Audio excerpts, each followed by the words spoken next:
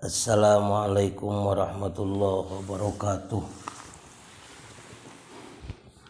Bismillah, alhamdulillah, wassalatu wassalamu ala rasulillah sayyidina wa nabiyina wa maulana Muhammadin sallallahu alaihi wasallam abni abdillah wa ala alihi wa ashabihi wa mawalah. Kajian kitab risalah ma'awana nu kaitan sareng ulah ngadoa jeung ulah salah ngadoakeun oge sareng satuluyna.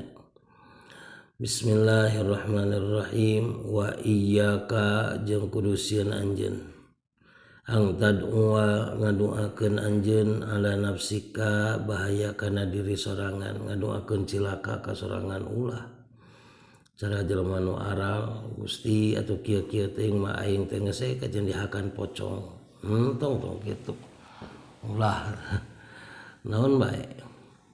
Eta teh kana sorangan ngadoakeun sorangan, ngadoakeun cilaka ka sorangan nya ulah. Au ala waladika atawa ngadoakeun cilaka ka anak anjeun. Au ala malika atawa kana harta anjeun. Gusti harta abdi teh da geuningan kieu ngadon teu guna ka abdi, mugi-mugi sing beak atuh kerem sekalian. Ulah kitu. Au ala ahadin atawa ngadoakeun ka sahabae minal muslimina ti jalma-jalma Islam. Ulah de ngadoakeun muslim, ngadoakeun goreng maksudna. Saha bae rek nu wawuh, rek nu teu wawuh, rek nu aya di lembur, rek nu teu aya di lembur, rek aya nu kungsi patula-patali jeung urang, rek nu henteu. Wa in maka malahan sanajan ieu si jalma teh ngazolim ka urang, ngazolim ka anjeun. Naon sabab pangna ulah ngadoakeun cilaka?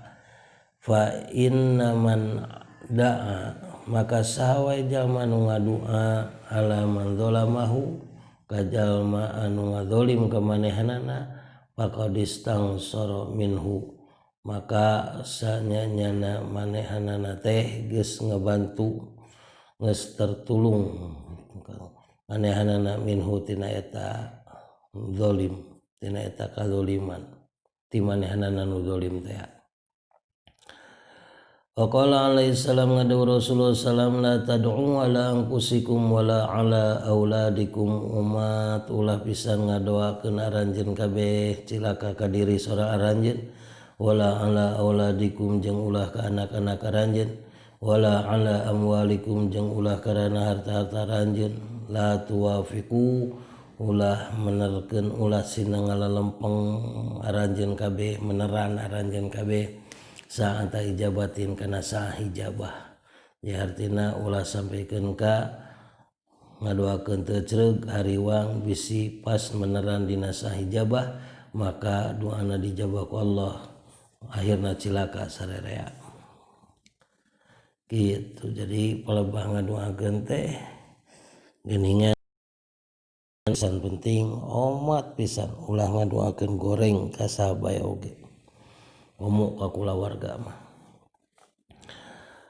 Wa iyyaka jeung kudu sieun deui anjeun ang tu'ziya kana nyieun pilara der milaraan anjeun teh musliman ka muslim omatulah aw tasubbahu atawa der nyarekan anjeun ka ieu muslim begoeri hakin kalawan teh aya hak ulah deh milaraan oge non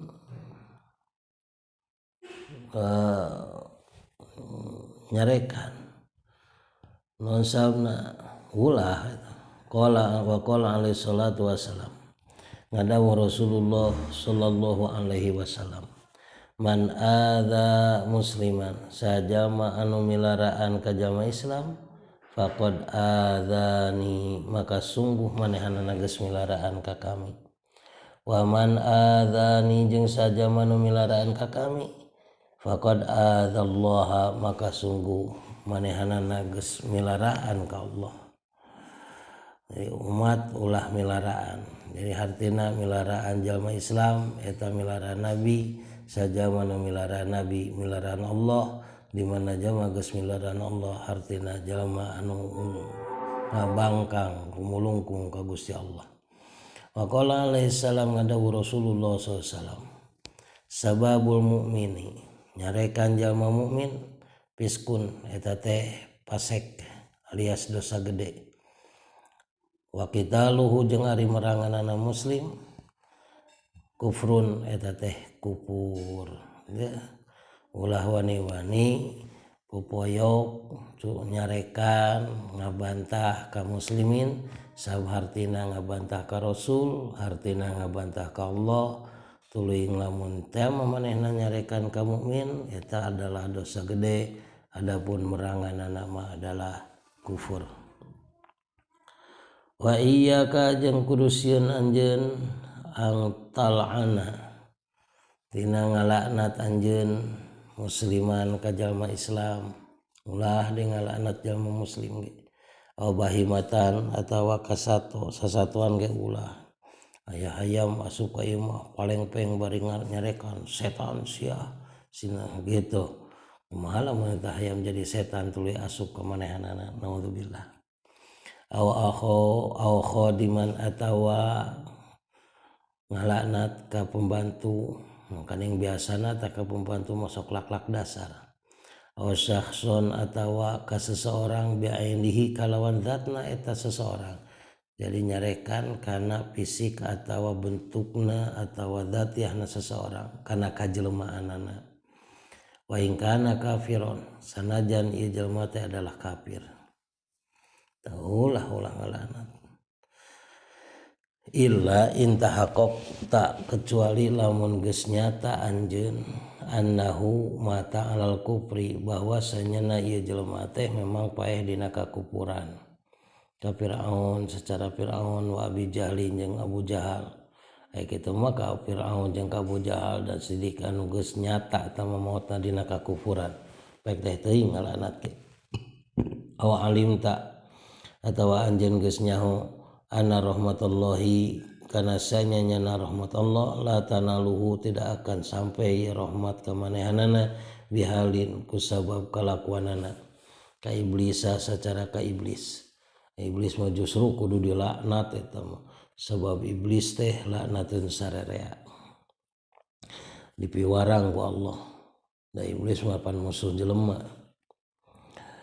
wa'lam kudu nyaho anjeun anna laknata sanyana laknat teh idza kharajat di mana keluar ieu laknat minal abdi ti hiji jelma bijil muncul laknat tina lisana seseorang tasadu naik ieu laknat nahwas samai ke arah langit patugla kudunaha abwabuha ari pek teh lawang-lawang langit dikunci keur manehanana geus kitu kumaha tuh tangzilu ilal ardi tuluy we ieu laknat teh turun di ka bumi patugla kudunaha pek teh dikunci deui wae keur manehanana kumaha atuh lumpatna sumatajiu ilal mal'un tuluy we init ieu laknat teh kanu dilaknatna tadi maka fa in wajadat fihi musagon lamun manggihan manehanana di si mal'un teh aya jalan keur bersinggah ka manehanana ya maka manehna tiba ka eta si mal'un